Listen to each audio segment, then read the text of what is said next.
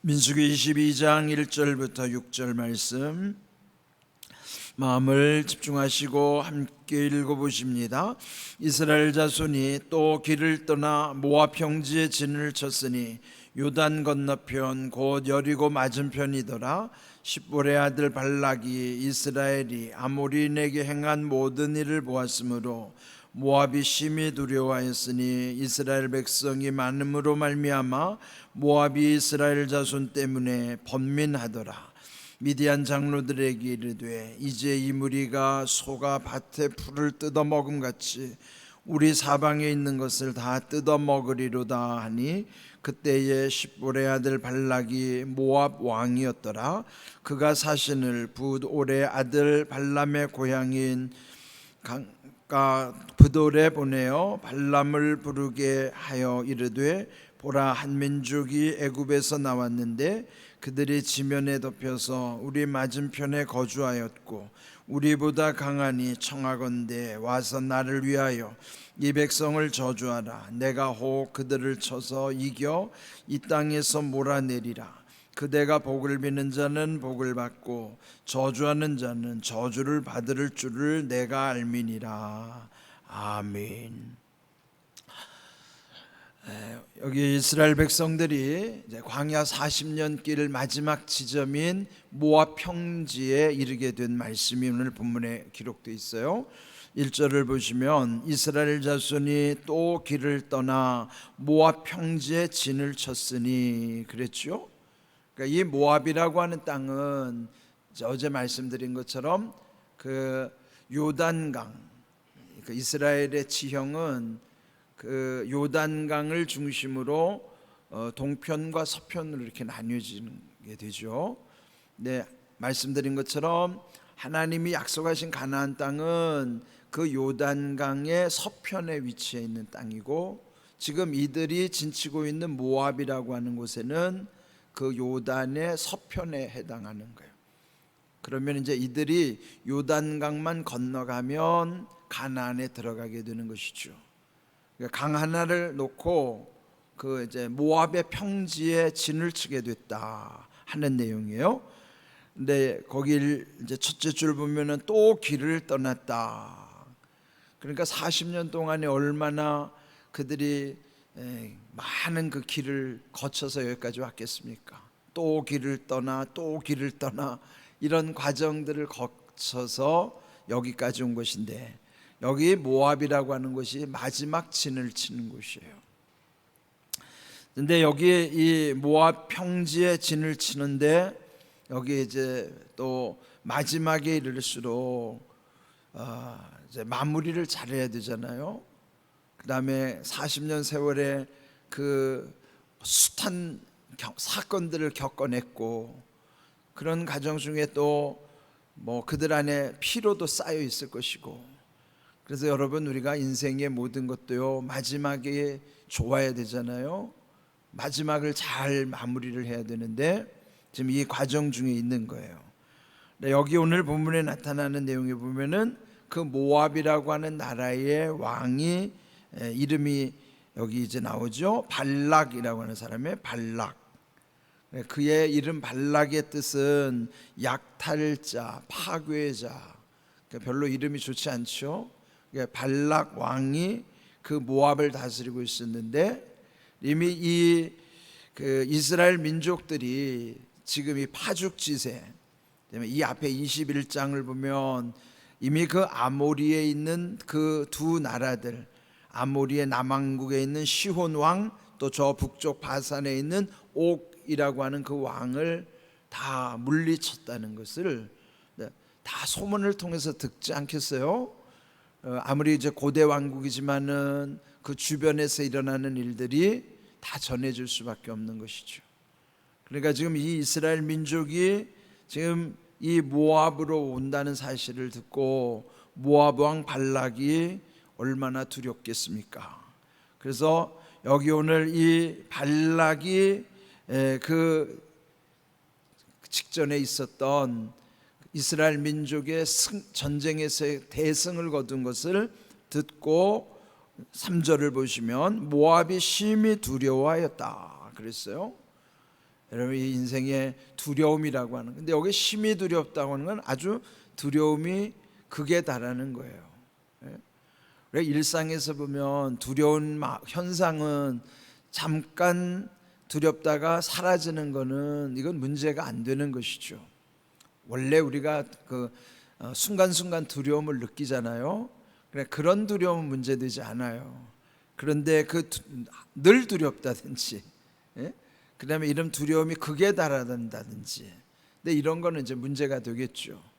근데 여기 이 모압이 그 전체 나라가 심히 두려워했다 하는 것이에요. 그 까닭은 이스라엘 백성이 많음으로 말미암아 모압이 이스라엘 자손 때문에 번민하더라. 이스라엘 민족이 지금 한 200만 이상으로 이제 추정하는 것이죠. 그러니까 200만 이상인데 군대만, 우리가 앞에서 이미 민수기 앞부분에서 그 인구 조사를 하는 그 과정이 있었죠. 근데 물론 이제 나중에 후반부에 가면은 또 인구 조사를 하지만은 처음 인구 조사를 했을 때 그 목적은 군대를 이제 양성하기 위한 것이었어요. 그래 60만 대군이라는 게 지금도요, 우리나라 지금 병력이 60만 대군이라 그러잖아요. 60만 장병이라고 그러는데, 지금 우리나라 군대만큼이나 이 고대 그 부족 국가인데도, 보대인데도 200만 민족이 이동하는데 60만이 군대라고 그러면 거의 3분의 1이 군대 조직이잖아요. 그러니까 이 모압이 입장에서 볼 때는 얼마나 두렵겠습니까? 그 두려운 마음, 또 그 민족이 하나님과 함께 한다는 사실을 또 다 듣고 있으니까 더 두려운 마음을 가질 수밖에 없는 것입니다. 결국 이렇게 해서 이 모압 왕 발락, 그 발락이 어떤 해결책을 이제 생각하게 되는가? 4절을 보시면 미디안 장로들에게 이르되, 미디안이라고 하면은 원래 미디안은 그 아브라함의 후처, 이제 아브라함의 후처인 그 그두라에게서 낳은 네 번째 아들 이름이 미디안이에요. 그 후손들이 미디안인데, 그들 중에 이 장로들이 여기 오게 돼서 그들에게 이렇게 말을 하는 것입니다. 미디안 장로들에게 말하기를, 이제 이 무리가 소가 밭의 풀을 뜯어 먹음같이 우리 사방에 있는 것을 다 뜯어 먹으리로다. 당시 유목사회에서 그 풀이라는 게 얼마나 중요한 거예요. 소나 양떼들을 그 풀밭에 풀어놓고 또 다른 목초지를 또 찾아서 이렇게 이동하는데, 근데 비유하는 것이죠. 그 이스라엘 민족이 마치 소가 밭에 풀을 뜯어 먹음같이 오고 있다는 거예요. 한번 생각해 보십시오. 그 소떼들이 그 풀을 뜯어 먹으면 그게 견뎌내겠습니까? 이럴 때 쓰는 말이 이제 초토화라고 하는 거잖아요. 그러니까 이 표현이 얼마나 실감나는 표현인가. 그러면서 사방에 있는 것을 다 뜯어 먹으리로다 하니, 그때에 십볼의 아들 발락이 그 모압의 왕이었더라. 그러면서 이 발락 왕이 생각한 것은 5절입니다. 사신을 붓올의 아들 발람의 고향인 강가 붓올에 보내어 발람을 부르게 하였다. 이름이 좀 비슷해요. 발람이라는 사람은 당시 그 지역에 아주 유명한 무당이에요. 남자 무당이니까 박수 무당이죠. 그러니까 메소포타미아 여기 붓올의 강가라고 그랬는데, 거기 지금 모압과 이 메소포타미아의 거리로 보면 한 640km 정도 떨어진 먼 곳에 있는 거예요. 그런데 이 발람이 당시엔 아주 유명한 점쟁이라는 걸 알고 그 사람을 불러오기로 한 거예요. 이를테면 무속의 힘을 이용해서, 귀신의 힘을 이용해서 이 하나님의 민족을 저주하게 하려고 하는 생각이었던 것이죠. 그렇게 해서 사신을 보내어서 그를 불러오도록 한 것이죠. 자, 그렇게 한 이유가 6절에 나와요. 우리보다 강하니, 이스라엘이 얼마나 강하다는 걸 알고 있으니까 우리보다 강함으로 청하건대 와서 나를 위하여 이 백성을 저주하라. 그러니까 이스라엘 민족을 저주하라는 거예요. 그러니까 용한 무당을 불러다가 미리 그 민족을 저주하게 될 때, 그런데 여기 보면 그 발락 왕이 이렇게 말하는 거, 혹이 뭐예요? 혹이라는 거 뭐예요? 혹시라도. 그게 뭡니까? 확신은 없는 거예요. 예? 그러니까 우연히 어떤 그냥 막연한 기대감을 가지고 혹시라도 그들을 쳐서 이겨 이 땅에서 몰아내리라. 그러니까 싸우기도 전에 먼저 그 용한 무당 발람을 불러다가 이렇게 이제 굿을 것이죠. 저주하는 굿을, 저주 굿을 하는 거예요. 우리 표현으로 말하면. 그렇게 하면 그들과 전쟁에서 우리가 이길 수 있지 않겠는가. 그리고 그들을 몰아낼 것이다.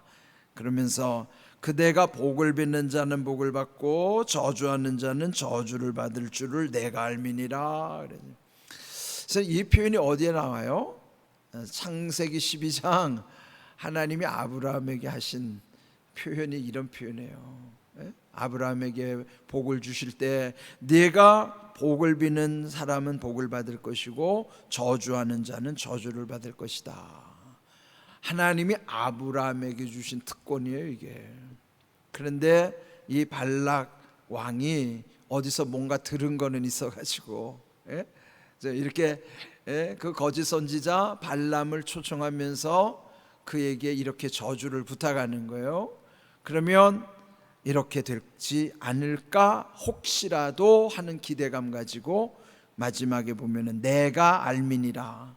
알긴 아는데 이건 하나님이 축복할 때 이렇게 되는, 하나님이 복을 주실 때 이러는 것이지, 이렇게 아는 거는 잘못 아는 거예요. 착각하는 거죠. 우리가 아는 것 같은데 발락이 아는 것처럼 이렇게 아무데나 갖다가 막 쓰는 경우가 있어요. 그러니까 여러분 말씀도 제대로 알고 그 말씀을 제대로 적용해야지, 그냥 대충 들은 말씀 아무데나 갖다 막 써먹으면 안 되잖아요. 이 말씀에 출처가 있는 거예요. 이 말씀이 족보 없는 말씀이 아니에요. 굉장히 중요한 족보에 있는 말씀이죠. 그런데 이 말씀은 하나님이 아브라함에게 주신 복인데 이게 어디서 듣긴 들었는데 그냥 이게 엉뚱한 발람 선지자에게 이렇게 말을 하는 것입니다. 이 말씀을 여러분 잘 기억하십시오. 복을 비는 자에게 복 주고 저주하는 자에게 저주를 내리시는 것은 하나님이 아브라함에게 주신 특권이에요. 우리는 아브라함의 자손이라는 것을 갈라디아 3장에서 이미 말씀하셨어요. 그는 그리스도 안에 있는 자는 누구나 다 아브라함의 자손이고 아브라함의 복을 이어받을 자라고 이미 말씀하신 거예요. 우리가 주님 안에 있다고 하는 게 얼마나 큰 특권인가. 우리를 복을 빌을 자로, 복을 빌어줄 자들로 불러주셨다, 그렇게 말씀하고 있잖아요. 그래서 우리는 늘 복을 비는 거예요. 저주는 이미 십자가에서 예수님이 끊어주셨으니까. 그러나 우리는 늘 축복자가 되어야만 하는 것입니다. 그래서 여러분들 누군가를 위해서 기도할 때 축복하는 시간, 이 새벽은 지금 축복하는 시간이에요. 우리가 새벽에 통성 기도할 때 한 5분 남짓하는 기도의 분량이지만 다 하나님께 복을 구하는 기도잖아요. 그게 얼마나 중요한 기도예요. 이런 우리에게 주시는 특권을 우리가 잘 활용해야 되는 거예요. 그런데 이제 오늘 중요한 것은, 오늘 제목을 번민이라고 그랬거든요.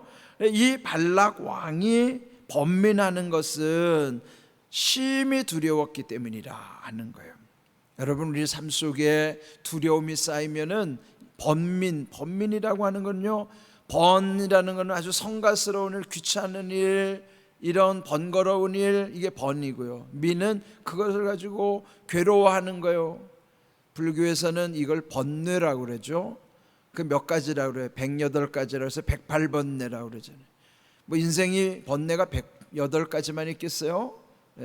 그 사람들은 그걸 떨쳐내려고 매일 새벽까지 108배를 하는 거예요. 예? 지금 우리는 이 새벽기도 얼마나 편안하고 좋아요. 마음 평안하게 하나님께 모든 것 다 아뢰면서 우리 안에 모든 것이 다 하나님의 은혜 가운데 회복되게 하는 시간이지만, 그 사람들은 스스로를 이런 번뇌를 떨치기 위해서 일어났다 엎어졌다 새벽마다 108번 절을 한단 말이에요. 물론 요즘에 그러면 108배를 하는 것이 뭐 건강에는 좋다 그래가지고 뭐 요즘 다이어트 삼아 108배 하는 사람도 있다고는 하던데요. 뭐 그렇게 할 필요가 없잖아요. 그냥 우리는 그냥 하나님께 이 새벽에 모든 것을 기도할 수 있다고 하는 것이 얼마나 큰 특권이에요. 복을 빌 수 있다는 게 얼마나 큰 은혜입니까? 그런 가운데 우리의 모든 번뇌도 번민도 다 사라지는 것입니다. 우리가 이렇게 귀한 은혜를 힘입어 살아간다고 하는 것 늘 기억하시면서 오늘 주신 말씀, 이제 이 발락과 발람의 이 만남은요 22장, 23장, 24장까지 무려 3장에 걸쳐서 장대한 이야기들이 있어요. 성경이 왜 이렇게 이걸 중요하게 여기는가? 이제 앞으로 이 당분간은 발락 왕과 발람의 거짓 선지자와의 만남에 관한 이야기들을 이제 한동안 이어갈 겁니다. 3장에 걸쳐 있기 때문에. 그래서 이렇게 귀한 말씀 가운데 우리에게 주시는 것, 복을 비는 자에게 복을 받고 저주하는 자에게 저주를 받을 줄 알라. 이거는 우리가 정말 하나님 앞에서 신중하게 생각해야 될 뿐만 아니라 아브라함의 복을 이어받는 우리에게서는 축복자로서의 사명으로서 우리는 다시 새겨야 될 말씀이라는 거 기억하시고, 여러분들 축복자들로서 귀하게 쓰임받는 삶 되기를 주님의 이름으로 축복합니다. 아멘.